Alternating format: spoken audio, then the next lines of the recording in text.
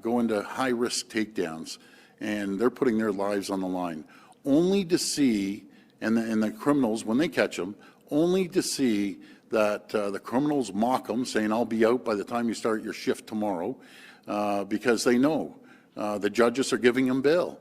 Just imagine how they terrorize the neighborhoods, going in, kicking in doors, putting guns to families' heads, hand over your keys, smashing windows, stealing goods. You know, I had a friend call me up the other day in Etobicoke and said, thank goodness my mother was away because these criminals actually broke into her condo and stole everything they possibly could, and just terrorizing these neighborhoods.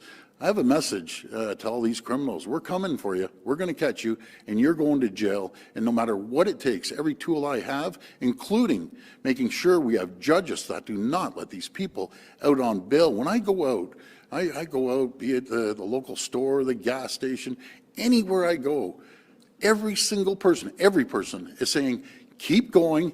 Get judges that will keep these criminals in jail, stop terrorizing our neighborhoods, stop terrorizing our families.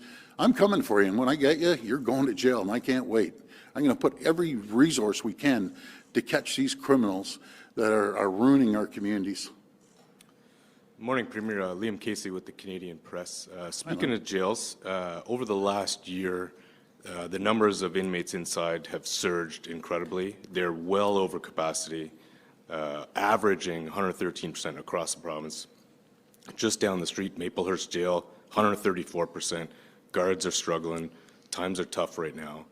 What is, if you're going to keep catching all these bad guys, where are you going to put them on? Are you going to build more jails? Yeah, great question. I'm going to be building more jails, and I'm not worried about the criminals. I always support the correctional officers there, making sure that they have the resources to keep these criminals behind bars.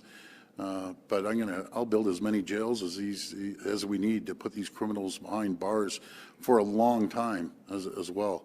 The heinous crimes they're committing, and the stories I'm hearing is terrible. I've seen videos of them trying to run our police officers over, going full steam at them. Numerous videos like this. I just want to give a big shout out to all our frontline women and men that are protecting our communities, and I have your backs. And I'll put every resource I can, including building jails, to keep these criminals behind bars. So I've talked to a few guards over the last week, and they're really struggling.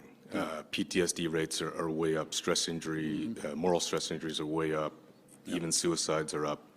They want more guards, more full-time guards.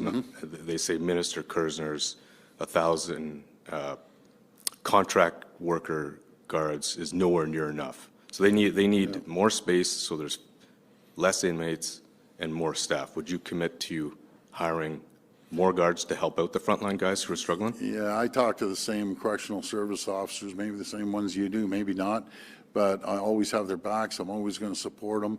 We'll sit down with the Solicitor General and follow through with the commitment of making sure that there's more cells to keep these criminals in, and supporting our correctional services officers. We're building the first mental health and addiction facility in North America to support correctional service officers, first responders, frontline officers, firefighters, and paramedics, and correctional service officers. So we're the first in North America to make a facility, or put together a facility up in Caledon. It's going to be spectacular. We're there to support them and their families, and I want to thank them for the great job that they're doing.